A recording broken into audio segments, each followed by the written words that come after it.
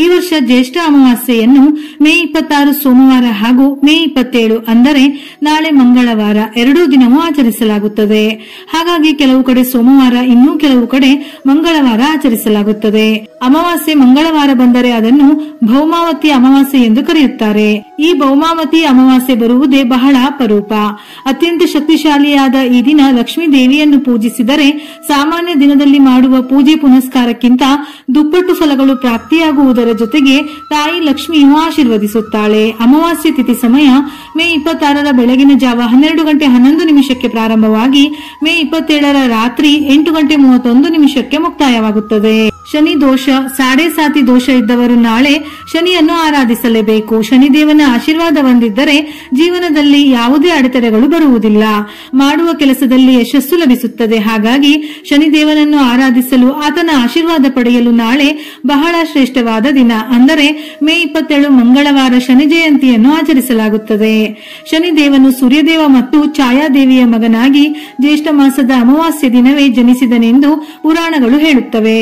ಶನಿದೇವನ ಅನುಗ್ರಹವನ್ನು ಪಡೆಯಲು ಹನುಮಂತನನ್ನು ಕೂಡ ಆರಾಧಿಸುತ್ತಾರೆ. ಈ ದಿನ ಸಾಧ್ಯವಾದರೆ ಆಂಜನೇಯನ ದೇವಸ್ಥಾನಕ್ಕೆ ಹೋಗಿ ಸಿಂಧೂರ, ವೀಳ್ಯದೆಲೆಯನ್ನು ಅರ್ಪಿಸಿದರೆ ಬಹಳ ಒಳ್ಳೆಯದು. ಇದರಿಂದ ಹನುಮನ ಜೊತೆಗೆ ಶನಿಯ ಆಶೀರ್ವಾದವು ಲಭಿಸುತ್ತದೆ.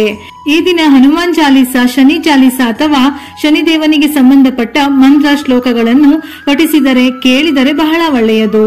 ಶನಿ ಜಯಂತಿಯ ದಿನದಂದು 11 ಅರಳಿ ಎಲೆಗಳ ಮೇಲೆ ಅರಿಶಿನದೊಂದಿಗೆ ಓಂ ಶಂ ಶನಿಷ್ಠರಾಯ ನಮಃ ಎಂಬ ಮಂತ್ರವನ್ನು ಬರೆದು ಅರಳಿ ಮರದ ಬುಡದಲ್ಲಿ ಇರಿಸಿ.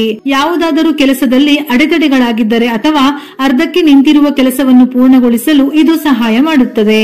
ಆರ್ಥಿಕ ಬಿಕ್ಕಟ್ಟನ್ನು ನಿವಾರಿಸುತ್ತದೆ. ಶನಿ ಜಯಂತಿಯ ದಿನದಂದು ಅರಳಿ ಮರದ ಕೆಳಗೆ ಕುಳಿತು ಹನುಮಾನ್ ಚಾಲೀಸವನ್ನು 7 ಬಾರಿ ಪಠಿಸುವುದರಿಂದ ಭಯ, ಅಪಘಾತ ಮತ್ತು ಮಾಟಮಂತ್ರದಿಂದ ರಕ್ಷಣೆ ಸಿಗುತ್ತದೆ. ನಾಳೆ ಸಂಜೆ ಶನಿ ದೇವಾಲಯಕ್ಕೆ ಹೋಗಿ ಸಾಸಿವೆ ಎಣ್ಣೆಯ ದೀಪವನ್ನು ಬೆಳಗಿಸಿ ದೀಪದಲ್ಲಿ 7 ಲವಂಗಗಳನ್ನು ಸೇರಿಸಿ ಓಂ ಶಂ ಶನಿಶ್ಚರಾಯ ನಮಃ ಎಂಬ ಮಂತ್ರವನ್ನು 108 ಬಾರಿ ಪಠಿಸಿ. ಇದರಿಂದ ಶನಿಯಿಂದ ಆಗುವ ದುಷ್ಪರಿಣಾಮಗಳು ನಿವಾರಣೆಯಾಗುತ್ತದೆ. ಶನಿ ಜಯಂತಿಯ ದಿನ ನ್ಯಾಯದ ದೇವರಾದ ಶನಿಯನ್ನು ಪೂಜಿಸುವುದರ ಜೊತೆಗೆ ಶನಿದೇವನಿಗೆ ಸಂಬಂಧಪಟ್ಟ ವಸ್ತುಗಳನ್ನು ದಾನ ಮಾಡಿದರೂ ಬಹಳ ಶ್ರೇಷ್ಠ. ಕಪ್ಪು ಬಣ್ಣದ ವಸ್ತುಗಳನ್ನು ದಾನ ಮಾಡುವುದಕ್ಕೆ ವಿಶೇಷ ಮಹತ್ವವಿದೆ.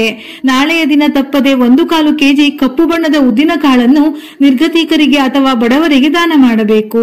ಇದರಿಂದ ಶನಿದೇವನು ಸಂತುಷ್ಟನಾಗುತ್ತಾನೆ. ಶನಿದೇವನ ಆಶೀರ್ವಾದ ವ್ಯಕ್ತಿಯ ಮೇಲಿರುತ್ತದೆ. ಈ ಪರಿಹಾರದಿಂದ ಜೀವನದಲ್ಲಿನ ಹಣದ ಬಿಕ್ಕಟ್ಟಿನಿಂದ ಪರಿಹಾರ ಪಡೆಯಬಹುದು. ಮನೆಯ ಆರ್ಥಿಕ ಸ್ಥಿತಿ ಬಲಗೊಳ್ಳಲು ಪ್ರಾರಂಭಿಸುತ್ತದೆ. ಇದರ ಜೊತೆಯಲ್ಲಿ ನಾಳೆಯ ದಿನ ಸಾಸಿವೆ ಎಣ್ಣೆ, ಕಪ್ಪು ಎಳ್ಳನ್ನು ದಾನ ಮಾಡಿದರೆ ರಾಹು, ಕೇತು ಮತ್ತು ಶನಿಯ ದುಷ್ಪರಿಣಾಮಗಳನ್ನು ನಿವಾರಿಸಲು ಸಹಾಯ ಮಾಡುತ್ತದೆ. ನಿಮ್ಮ ಕುಟುಂಬದಲ್ಲಿ ಯಾವುದೇ ಸದಸ್ಯರು ಅನಾರೋಗ್ಯದಿಂದ ಬಳಲುತ್ತಿದ್ದರೆ ನಾಳೆ ಶನಿ ಜಯಂತಿಯ ದಿನ ಕಪ್ಪು ಬಟ್ಟೆ, ಪಾದರಕ್ಷೆಗಳನ್ನು ದಾನ ಮಾಡುವುದು ಬಹಳ ಶ್ರೇಷ್ಠ. ಯಾವುದಾದರೂ ಕೆಲಸದಲ್ಲಿ ಅಡೆತಡೆಗಳಾಗಿದ್ದು ಮಾಡುತ್ತಿರುವ ಕೆಲಸ ಅರ್ಧಕ್ಕೆ ನಿಂತಿದ್ದರೆ ನಾಳೆಯ ದಿನ ಸಾಸಿವೆ ಎಣ್ಣೆಯನ್ನು ದಾನ ಮಾಡಬೇಕು. ಇದರಿಂದ ಅರ್ಧಕ್ಕೆ ನಿಂತಿರುವ ಕೆಲಸಗಳು ಪ್ರಾರಂಭವಾಗಿ ಜೀವನದಲ್ಲಿ ಪ್ರಗತಿಯ ಹೊಸ ಹಾದಿಗಳು ತೆರೆದುಕೊಳ್ಳುತ್ತವೆ. ಶನಿ ಜಯಂತಿಯ ದಿನ ಶನಿದೇವರಿಗೆ ಸಾಸಿವೆ ಎಣ್ಣೆಯನ್ನು ಅರ್ಪಿಸುವುದು ಶುಭ. ಅರಳಿ ಮರದ ಕೆಳಗೆ ಸಾಸಿವೆ ಎಣ್ಣೆಯ ದೀಪವನ್ನು ಹಚ್ಚಿ ಪ್ರದಕ್ಷಿಣೆ ಹಾಕುವುದು ಶ್ರೇಷ್ಠ. ಶನಿದೇವರಿಗೆ ಕಪ್ಪು ಎಳ್ಳನ್ನು ಅರ್ಪಿಸುವುದು ಮಂಗಳಕರವೆಂದು ಹೇಳುತ್ತಾರೆ. ಆದರೆ ಶನಿ ಜಯಂತಿಯಂದು ಕಪ್ಪು ಎಳ್ಳನ್ನು ಖರೀದಿಸಬಾರದು. ಆಕಸ್ಮಿಕವಾಗಿ ಖರೀದಿಸಿದರೂ ಮನುಷ್ಯ ಪ್ರತಿ ಕೆಲಸದಲ್ಲೂ ಒಂದಲ್ಲ ಒಂದು ರೀತಿಯ ಅಡೆತಡೆಗಳನ್ನು ಎದುರಿಸುತ್ತಲೇ ಇರುತ್ತಾನೆ. ಶನಿವಾರದಂದು ಸಾಸಿವೆ ಎಣ್ಣೆಯನ್ನು ಖರೀದಿಸಬಾರದು. ಈ ದಿನ ಸಾಸಿವೆ ಎಣ್ಣೆಯನ್ನು ಖರೀದಿಸುವುದು ಮನೆಯಲ್ಲಿ ಅನೇಕ ಸಮಸ್ಯೆಗಳನ್ನು ಸೃಷ್ಟಿ ಮಾಡುತ್ತದೆ. ಹಾಗೆಯೇ ಕಪ್ಪು ಬಟ್ಟೆ, ಕಪ್ಪು ಉದ್ದಿನ ಕಾಳನ್ನು ಕೂಡ ಖರೀದಿಸಬಾರದು. ಶನಿ ಜಯಂತಿಯಂದು ಬೆಳಿಗ್ಗೆ ಸ್ನಾನದ ನಂತರ ಅರಳಿ ಮರದ ಬುಡಕ್ಕೆ ಹಸಿ ಹಾಲು, ಗಂಗಾಜಲ, ಶುದ್ಧ ನೀರನ್ನು ಅರ್ಪಿಸಿ ಈ ಸಮಯದಲ್ಲಿ ಓಂ ಶಂ ಶನಿಶ್ಚರಾಯ ನಮಃ ಎಂಬ ಮಂತ್ರವನ್ನು 11 ಬಾರಿ ಜಪಿಸಿ. ಇದು ಶನಿಯ ಸಾಡೆ ಸಾತಿ ಮತ್ತು ದಯ್ಯದಿಂದ ಪರಿಹಾರ ನೀಡುತ್ತದೆ. ಇನ್ನು ನಾಳೆ ಭೌಮಾವತಿ ಅಮಾವಾಸ್ಯೆ ಬಂದಿರುವುದರಿಂದ ತಾಯಿ ಲಕ್ಷ್ಮಿಗೆ ಪ್ರಿಯವಾದ ಕೆಲವೊಂದು ವಸ್ತುಗಳನ್ನು ಖರೀದಿಸಿದರೆ, ಕೆಲವೊಂದು ಕೆಲಸಗಳನ್ನು ಮಾಡಿದರೆ ಬಹಳ ಶ್ರೇಷ್ಠ. ಯಾಕೆಂದರೆ ಲಕ್ಷ್ಮೀ ದೇವಿಗೆ ಅತ್ಯಂತ ಪ್ರಿಯವಾದ ದಿನಗಳಲ್ಲಿ ಅಮಾವಾಸ್ಯೆ ತಿಥಿಯು ಒಂದು. ಹಾಗಾಗಿ ನಾಳೆಯ ದಿನ ಕಲ್ಲು ಉಪ್ಪನ್ನು ತಪ್ಪದೆ ಖರೀದಿಸಿ. ಲಕ್ಷ್ಮೀ ದೇವಿಯು ಜನಿಸಿದಾಗ ಕಲ್ಲು ಉಪ್ಪು ಕೂಡ ಲಕ್ಷ್ಮೀ ದೇವಿಯೊಂದಿಗೆ ಬಂದಿದೆ ಎಂದು ಪುರಾಣಗಳು ಹೇಳುತ್ತವೆ. ಹಾಗಾಗಿ ನಾಳೆ ಮಂಗಳವಾರದ ದಿನ ಕಲ್ಲು ಉಪ್ಪನ್ನು ಖರೀದಿ ಮಾಡಿದರೆ ಲಕ್ಷ್ಮೀ ದೇವಿ ನಿಮ್ಮನ್ನು ಅನುಗ್ರಹಿಸುತ್ತಾಳೆ.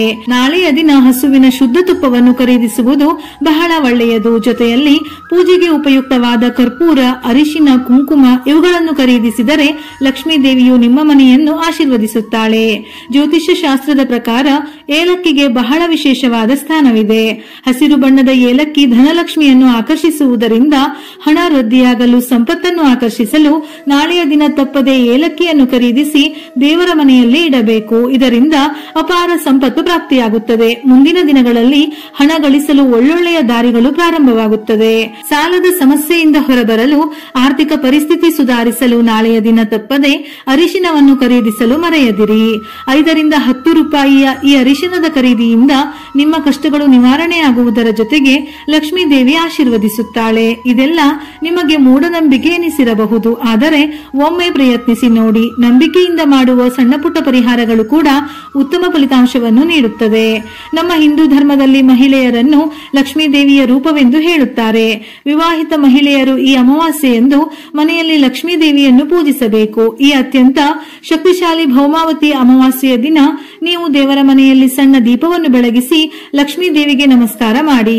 ಅಮಾವಾಸ್ಯೆಯ ದಿನ ಹಿಟ್ಟಿನ ದೀಪ ಬೆಳಗಿದರೆ ಬಹಳ ಶ್ರೇಷ್ಠ. ಹಾಗಾಗಿ ಈ ದಿನ ಹಿಟ್ಟಿನಿಂದ ದೀಪವನ್ನು ತಯಾರಿಸಿ ದೀಪ ಬೆಳಗಿ ನಂತರ ಓಂ ಹ್ರೀಂ ಶ್ರೀಂ ಲಕ್ಷ್ಮೀಭ್ಯೋ ನಮಃ ಈ ಮಂತ್ರವನ್ನು 21 ಬಾರಿ ಪಠಿಸಿ. ಇದರಿಂದ ಪತಿಯ ಆಯುಷ್ಯ ವೃದ್ಧಿಯಾಗುತ್ತದೆ. ಪತಿಯ ಉದ್ಯೋಗದ ಆದಾಯದಲ್ಲಿ ಹೆಚ್ಚಳವಾಗುತ್ತದೆ. ವಾಸ್ತುಶಾಸ್ತ್ರದ ಪ್ರಕಾರ ಈಶಾನ್ಯ ದಿಕ್ಕಿಗೆ ವಿಶೇಷ ಮಹತ್ವವಿದೆ. ಹಾಗಾಗಿ ನಾಳೆಯ ದಿನ ಮನೆಯ ಈಶಾನ್ಯ ದಿಕ್ಕಿನಲ್ಲಿ ಅರಿಶಿನದ ನೀರನ್ನು ಸಿಂಪಡಿಸಿ. ಇದರಿಂದ ನಿಮ್ಮ ಮನೆಗೆ ಬಂದಿರುವ ದುಷ್ಟಶಕ್ತಿಗಳು ದೂರ ಆಗುತ್ತದೆ. ನಿಮ್ಮ ಕುಟುಂಬವು ಸಂತೋಷ ಮತ್ತು ಶಾಂತಿಯಿಂದ ನೆಲೆಸುತ್ತದೆ. ನಾಳೆಯ ದಿನ ಮೇಲೆ ಹೇಳಿದ ಪರಿಹಾರಗಳಲ್ಲಿ ಯಾವುದನ್ನು ಮಾಡಲು ಸಾಧ್ಯವಿಲ್ಲವೆಂದಾದರೆ ದೇವಸ್ಥಾನಕ್ಕೆ ಹೋಗಿ ಪ್ರದಕ್ಷಿಣೆ ಹಾಕಿ ನಿಮ್ಮ ಕೈಲಾದ ಸಣ್ಣ ಪುಟ್ಟ ಸೇವೆಗಳನ್ನು ಮಾಡಿ. ಆಂಜನೇಯ, ಲಕ್ಷ್ಮಿ ಮತ್ತು ಶನಿದೇವನ ಆಶೀರ್ವಾದಕ್ಕಾಗಿ ಸಂಬಂಧಪಟ್ಟ ಮಂತ್ರ ಶ್ಲೋಕಗಳನ್ನು ಪಠಿಸಿ ಅಥವಾ ಕೇಳಿ. ಇದರಿಂದ ಒಳ್ಳೆಯ ಫಲಗಳು ಪ್ರಾಪ್ತಿಯಾಗುತ್ತದೆ. ವಿಡಿಯೋ ಇಷ್ಟ ಆಗಿದ್ದಲ್ಲಿ ಮರೆಯದೆ ಲೈಕ್ ಕೊಟ್ಟು ನಿಮ್ಮವರಿಗೆ ಶೇರ್ ಮಾಡಿ. ಉಪಯುಕ್ತ ಮಾಹಿತಿಯೊಂದಿಗೆ ಮತ್ತೆ ಭೇಟಿಯಾಗೋಣ.